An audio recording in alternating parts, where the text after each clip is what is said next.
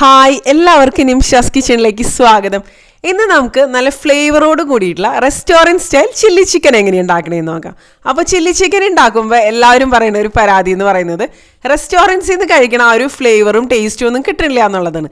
പക്ഷെ കുറച്ച് കാര്യങ്ങൾ ശ്രദ്ധിച്ചുണ്ടാക്കി കഴിഞ്ഞാൽ റെസ്റ്റോറൻറ്റ്സിൽ നിന്ന് കഴിക്കണേക്കാളും നല്ല ടേസ്റ്റി ആയിട്ട് അതുപോലെ ഹെൽത്തി ആയിട്ട് നമുക്കിത് തയ്യാറാക്കി എടുക്കാവുന്നതുള്ളൂ കേട്ടോ.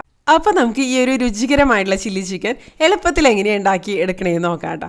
അപ്പോൾ അതിന് വേണ്ടിയിട്ട് ഞാനിവിടെ 1/2 കിലോ അളവിൽ ചിക്കൻ ബ്രസ്റ്റാണ് എടുത്തിരിക്കുന്നത്. ഇപ്പോൾ എല്ലോട് കൂടിയ ചിക്കൻ ആണെങ്കിലും നിങ്ങൾക്ക് ഇതിന് വേണ്ടിയിട്ട് ഉപയോഗിക്കാവുന്നതുള്ളൂ കേട്ടോ. എല്ലോട് കൂടിയ ചിക്കനും നന്നായിട്ട് തന്നെ വരും. ഏതാണെങ്കിലും നല്ല ചെറിയ കഷ്ണങ്ങളായിട്ടൊന്ന് മുറിച്ചെടുക്കാം കേട്ടോ. ഇനി ഇതിലേക്ക് നമുക്ക് 1 ടീസ്പൂൺ കുരുമുളക് പൊടി, ഒരു 2 ടീസ്പൂൺ അളവിൽ ഇഞ്ചി വെളുത്തുള്ളി പേസ്റ്റ്, അതുപോലെ 1 മുട്ട ഇതിലേക്ക് പൊട്ടിച്ചൊഴിച്ച് കൊടുക്കുന്നുണ്ട്. ഇനി ഇതിലേക്ക് ചേർക്കുന്നത് 1/2 ടേബിൾ സ്പൂൺ അളവിൽ സോയാ സോസ്. ഇത് ഡാർക്ക് സോയാ സോസാണ് ഞാൻ ഇതിലേക്ക് ചേർക്കുന്നത് കേട്ടോ. അപ്പോൾ ഇതും നല്ലൊരു ഫ്ലേവർ തന്നെ കൊടുക്കും. ഡാർക്ക് സോയ സോസ് അല്ലെങ്കിൽ നിങ്ങൾക്ക് ലൈറ്റ് സോയ സോസ് ആണെങ്കിലും ഉപയോഗിക്കാം. ഇനി ഒരു 1/2 കപ്പ് അളവിൽ കോൺഫ്ലോർ ചേർക്കുന്നുണ്ട്. 1 കപ്പ് അളവിൽ മൈദ. ചെറിയൊരു കോട്ടിങ്ങിന് വേണ്ടിയിട്ടാണ്, അതായത് ചെറിയൊരു തിന്നായിട്ടുള്ളൊരു കോട്ടിങ് മാത്രം മതിയാവും കേട്ടോ.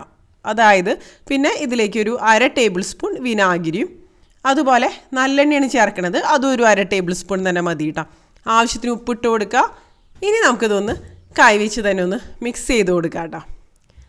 അതായത് ഇതെല്ലാം കൂടെ ഒന്ന് കോട്ടായിട്ട് വരണം. അപ്പോൾ ആവശ്യത്തിനനുസരിച്ച് വെള്ളം ഒഴിച്ചിട്ട് ആ ഒരു കറക്റ്റായിട്ടുള്ളൊരു കൺസിസ്റ്റൻസി തന്നെ ആക്കിയെടുക്കുക. ഒരുപാട് ലൂസാവണ്ട, പക്ഷെ ചെറിയൊരു തിന്നായിട്ടുള്ള കോട്ടിങ് തന്നെയായിരിക്കും നന്നായിട്ട് വരാം കേട്ടോ ഇതിന് വേണ്ടിയിട്ട്. അപ്പോൾ ഇതിലേക്ക് കളറിന് വേണ്ടിയിട്ട് ഞാനിപ്പോൾ ഇതിലേക്ക് കുറച്ച് കാശ്മീരി മുളക് പൊടിയാണ് ചേർക്കുന്നത്. റെസ്റ്റോറൻറ്റ്സിലൊക്കെ സാധാരണ ഫുഡ് കളറൊക്കെയാണ് ചേർക്കാറ്.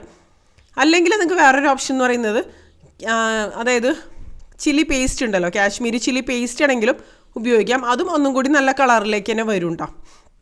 പിന്നെ വീട്ടിലുണ്ടാക്കുമ്പോൾ കളറിന് അത്രയ്ക്കൊരു ഇമ്പോർട്ടൻസ് കാര്യങ്ങളൊന്നും ഇല്ലല്ലോ.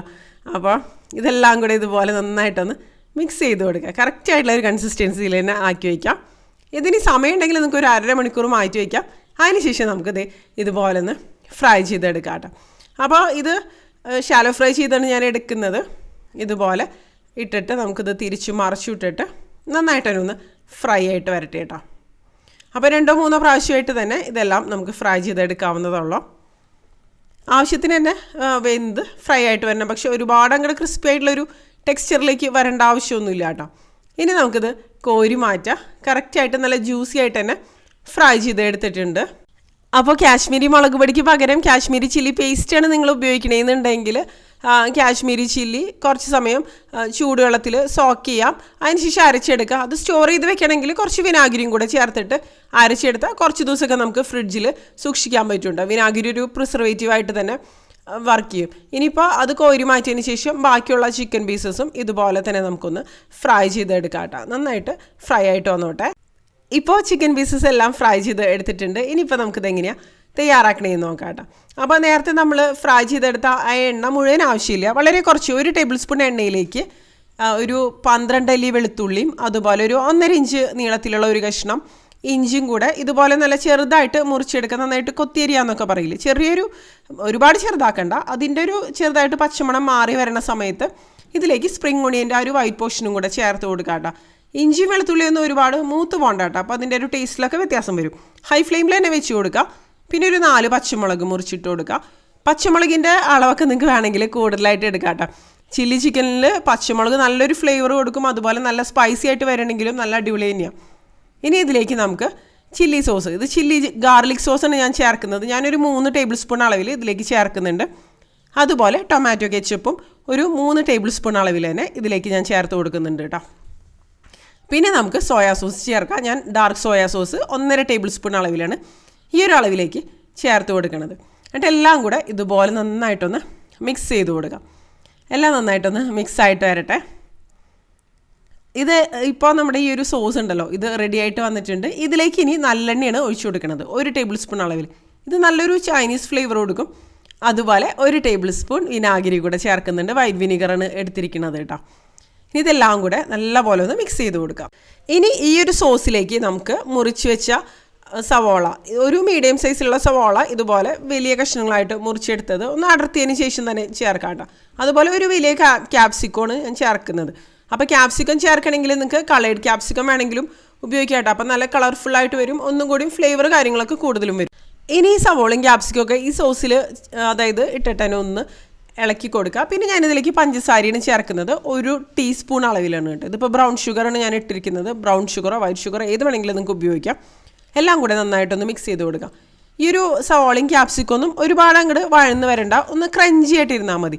പിന്നെ ഞാനിവിടെ 1 ടേബിൾ സ്പൂൺ കോൺഫ്ലോർ കുറച്ച് വെള്ളത്തിൽ, ഒരു 1/2 കപ്പ് വെള്ളത്തിലൊന്നും നന്നായിട്ട് മിക്സ് ചെയ്ത് എടുത്തിട്ടുണ്ട്. അപ്പോൾ അതങ്ങനെ മിക്സ് ചെയ്ത് മാറ്റി വയ്ക്കുകയാണെങ്കിൽ ഒന്ന് ഇളക്കിയതിന് ശേഷം മാത്രം ഒഴിച്ചു കൊടുക്കാം കേട്ടോ. അത് ആ ഒരു ഗ്രേവിക്ക് വേണ്ടിയിട്ടാണ് നമ്മൾ ഒഴിച്ചു കൊടുക്കുന്നത്. അപ്പോൾ ഒരുപാട് കോൺഫ്ലോർ ചേർത്ത് കൊടുക്കണ്ട, ഒരുപാട് തിക്കായിട്ട് വന്നാലും നന്നായിട്ട് വരില്ല.